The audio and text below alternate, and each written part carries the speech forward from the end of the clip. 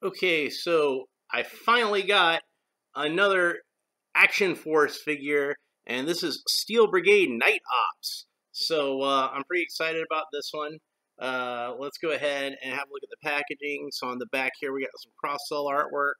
We got Rollout, Trigger, Sergeant Slaughter, Duster, got Scarab, and Garrison Cavalry. So let's read the bio here. It says, Steel Brigade, codename Various, file name Classified, primary MOS, Special Forces, secondary skills, 5Q Pathfinder, B4 Sniper, SW Military, Freefall Jump Master, 2B Air Assault. You can see the file card is like way dark on this, so I'm having a little bit of a hard time reading it in this light. Let me see if maybe I can tilt my lamp around further this way. Sorry about the J.J. Abrams lens flare, but it'll help me read this. So I promise I'll turn it back around once I'm done. The Steel Brigade is the code name for the support squadron within Action Force, and is comprised of 80 shooters trained as the unit's own QRF, or Quick Reaction Force. See, they made it initials so it'd be faster to say, but then they had to explain what it was, so it actually took more time, just like what happened with Michael Scott. Hailing back to the days in Vietnam of the Mike Force, the Steel Brigade is the only unit of its kind capable of providing an armed support element to the primary assault force during a mission. Each shooter is highly trained in small arms and small team tactics. Like the members of the Action Force, the Steel Brigade shooters must also pass their own selection course, as well as mission-specific training in close quarters battle and hostage rescue. They are experts at airborne and air assault operations, with many of their members being veterans of both the 82nd and 101st Airborne divisions. No matter the mission, when Action Force goes wheels up, the men and women of the Steel Brigade stand ready to drop on target, defend the force, and destroy their enemies at all cost. So this is like I said, it's Night Ops Steel Brigade. I missed out on the initial release. Maybe they'll re-release it at some point. I'll be able to get some. Maybe like Big Bad Toy Store might even have some, since their shipment finally came in of Wave 1 stuff. They might have some that people already got them and canceled them or whatever. So my Wave 1 Action Force stuff is coming in. I was able to get a Sergeant Slaughter and some of the basic troop building figures and some accessory sets. But I'll do a review of that version 1 Sergeant Slaughter once I do. So again, the background is just kind of a plain gray, almost smoky looking background. We got a little baggie here with the figure stand. You know, I love figure stands, and these Action Force figure stands are particularly cool with their diamond plate texture and the logo embossed into it. And this one seems to be a solid black as opposed to the usual gunmetal gray. But that makes sense because he's Night Ops figure, so I have more emphasis on black. And then we got the little tray here, take that out, and then the little piece of vinyl to give the figure a little bit of extra added protection. And we got, of course, a whole bunch of hands, because Action Force loves to come with their hands. So this one is one like that would grip a knife, and then a solid fist, and then a hand to cradle a rifle, and we've got all those for the opposite end. For the other hand, this one's really embedded in there, so there's another solid fist for the other hand, and another hand to cradle the rifle. So this guy can be a righty or a lefty. And then another knife gripping hand, and 2 trigger finger hands that are already on the figure. And then we've got this huge pistol with its big chunky front, very Rob Liefeld-esque. And then we have a small, nasty looking curved knife and a rifle with a grenade launcher attached to the front of it, which would remind any G.I. Joe fan of the rifle that Leatherneck came with its grenade launcher on the front. It's not the same exact rifle, of course, but it is reminiscent of that to me. And then last but not least, Steel Brigade himself, not held in with any rubber bands. Thank you, Valaverse.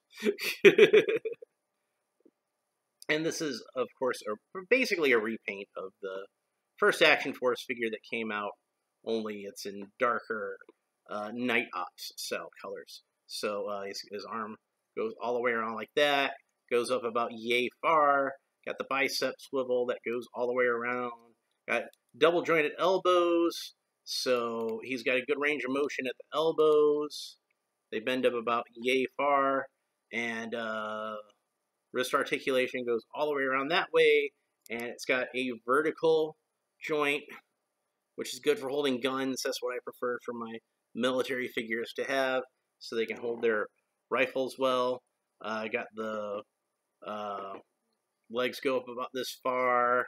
He can do the splits no problem. It's got this extra joint so you can pull it down a little bit. That's standard on Action Force figures, so that gives you a little bit more range of motion. And double jointed knees. None of these joints seem to be sticking too bad, by the way.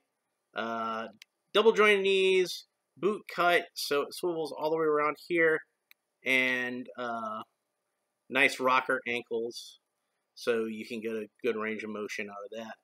So since this is the Night Ops, there's an emphasis on black. Most of the uniform is black, but there's a lot of the uniform that's you see some of his armor plating is gray, a lot of his ammo pouches and things like that are green, holster and the meta kit green, boots are green, and it's that kind of deep olive green. Oh, and his belt with his little strap on the back so people can grab him and drag him off if he's wounded. This is a pretty sharp figure, and if I had some of the other Steel Brigade figures, I would probably only get one of him because I wouldn't wind up using him as the squad leader. He's that cool looking. So I'm almost thinking of him as being more of an individual figure than the troop builder he's intended on being. So yeah, he would be my Steel Brigade leader. If I'm ever able to get any more of those Steel Brigade figures, hopefully I'll be able to get some at some point. So let's go ahead and gear him up. And this pistol goes in that holster. Nice snug fit. That ain't coming out unless you want it to. And got the knife sheath on the back, so we can stick the knife in there. There we go. So he can reach back there and grab it if he needs it. Of course, he's got extra ammo in these ammo pouches, and these are removable, but they already had them in there, so that's why I didn't show them off when I showed off the rest of the accessories. But here you go. You can see the ammo clip, and I would not be surprised. I figure this is almost certainly the case that yes, also this is removable on the rifle. So there we go. So let's go ahead and put the rifle in his hand, and it fit nice and easily into that hand. Didn't have to struggle with it too much. And you can get him into a nice two-handed grip. See if I can get that to bend a little further. And then I can get the trigger finger. You can get it to hold even with the trigger finger hand, you can get it to hold the front of that grenade launcher like that. You can get it to hold where the trigger is. And so you don't really need the other hands on there, like that rifle cradling hand. But, you know, it's good to have, like, especially if you wanted to have, like, a different, have him hold a different rifle for whatever reason. It's good to have that kind of variety to it. And I do like that Action Force figures tend to come with lots of different hands, so we can swap them out and do them however we want to. Let's go ahead and put them on the figure stand, because you know I love the figure stands. Every figure should come with a figure stand. That should be standard in every action figure. And thankfully, Valaverse delivers on that front. So we got that. This is a really cool figure. I highly recommend it to anybody who likes to collect military figures. Like, it'd be cool to supplement your G.I. Joe Classified, I think. I think it fit in really well with those figures, like most of these Action Force figures do. It's pretty cool. Steel Brigade actually, of course, originated as a G.I. Joe faction, but I guess they let the trademark lapse, and Valaverse just kind of came in and scooped it up. To the victor goes the spoils, I suppose. But yeah, he's pretty cool. I'm pretty happy with him. I really want to get more Action Force figures, but you know they sell out very quickly. And Big Bad Toy Store, of course, had like a tremendous time trying to get their shipment in. It was stuck on a dock for like months and months. But that wave 1 is finally coming in, but their wave 2 stuff started to hit like actually a little bit before. But yeah, hopefully I'll be able to get some more. I'd like to try to get some more of the regular Steel Brigades, like I said, and make this guy the squad leader. But he's pretty awesome. I've seen where people have been army building him, and it's really cool to see a bunch of them together. It's just a cool looking figure in general, and it works really well as a night ops figure. But you know, you could use him in all kinds of environments, I think. So anyway, that's pretty much it for this episode. If you enjoyed it, please like and subscribe and all the YouTube stuff down below. And we'll talk to you next time. Bye.